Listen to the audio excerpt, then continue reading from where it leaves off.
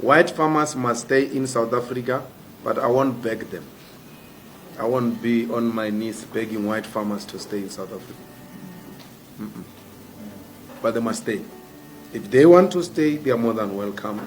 Like all South Africans, there's nothing special about them. Nothing. To ask me about, do I see value in the white farmers in South Africa, is to ask me about white privilege. I'm not going to glorify it. I see value in all South Africans. White, black, Indian, coloreds. All of us. I value you. I want you to contribute in the growth of the economy. There's nothing special about white farmers. There's nothing special about white people. The sooner we do that, away with that mentality, the better. I have no problem with white people at all. I have a problem with them being treated special. I have a problem with privilege. That's my problem. That when I say something, it's wrong. But when it gets to be said by a white person, it's right. I complained about Indians and how they are treating our people. The same way an Indian former constitutional court judge says, when it is said by an Indian judge, it's not a problem. When it is said, because they've got a special place in heaven and we are all going to hell. I have a problem with that. I have a big problem with that. That when things are said by certain people of a different color, they are understood. But when I say them, or Dali says them, or any African says them, they are said by an African child who comes from a poor family, a child of a domestic worker. Who's he to tell us? Can't be told by these people. So, no one is going to destroy any white farm. No white person is going to be killed or beaten up under the EFF government. It will never happen. But they will have to come down from the high horse and be here with us. What makes the hostility is the inability of our fellow white South Africans to reach out. They don't reach out. They actually create an impression that we are actually owing them an apology. Not the other way around. We are the... I've never met a white person who says, let's preach reconciliation. They don't preach reconciliation. The victims are the ones who are preaching reconciliation. Victims. Because who are begging. I'm not Cyril Ramaphosa, I don't beg them. I will never beg them. They are going to stay here if they agree to be equal to black people. And I can tell you, my brother, I hear your accent. South African whites, they don't fear war. They don't fear blood. They don't fear any land taken from them. They know it will never happen. They fear equality. That's the only thing they are scared of. That they are going to be equal to monkeys. That's the only thing they fear. They know this Malema, they've listened to my talks. They know even when they reported me to Human Rights Commission, there's nothing hate about what this guy is saying. They know that. My crime is to demand an equality. That's a crime I'm committing in this country. To demand that the white minorities must come down from their high horses and humble themselves and work with fellow South Africans.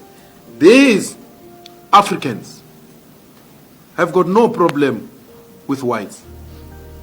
Actually, they love them too much. Some of them hate me because they think I hate white people. Or, hey, this one is going to make whites go. This one. They hate me for that. That's how much they love white people. They are prepared to sacrifice their own brother in protection of white people. That's how much they love. They have no problem with it. It is white people who have a problem with Africans. They do not see themselves being at the same level with Africans. And it's not only the white farmers, it's not the white managers in the newsrooms, it's not the white editors only. Go to the Supreme Court of Appeal in the judiciary. I sit in the JSC there. How the white judges in the Supreme Court of Appeal look down at their colleagues at the highest level of educated whites.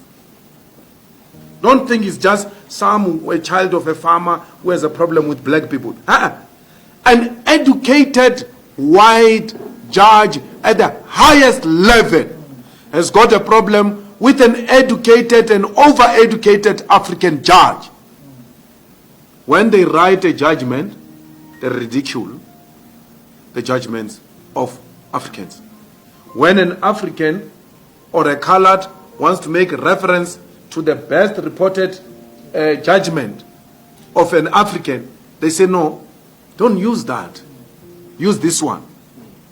They give you an alternative white reported judgment at the highest, second highest court. That's how difficult it is.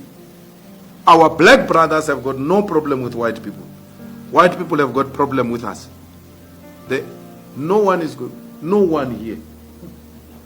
And some of us were even privileged because with the money we're getting in parliament, we have taken our children to private schools. Because there's no public school here in South Africa. Schools have collapsed. They befriend white kids. They bring them there in our houses. When we slaughter, we must start slaughtering with these friends of our kids. Do you think our children are going to allow that? We are building a completely new society where black and Africans are embracing one another. The problem is this old age. They have a big problem, those guys. Because they know the privilege of apartheid. The young ones don't know the privilege of apartheid. They know the privilege of being called a madam and a boss. And then calling older women girls and older men boys. They know that privilege. And today is no more. That's what offended them. So I'm not going to beg them to stay here. I'm not begging anyone, especially white people. If they want to go, they can go. At least they've got somewhere to go. We don't have anywhere to go if things don't go right. We've got only here to go. So any white that says I'm going, you must know their loyalty is not with us because they've got 2 passports. They are not South Africans. They are half South African, half British. They can go. They must live quietly. Hack. Restart.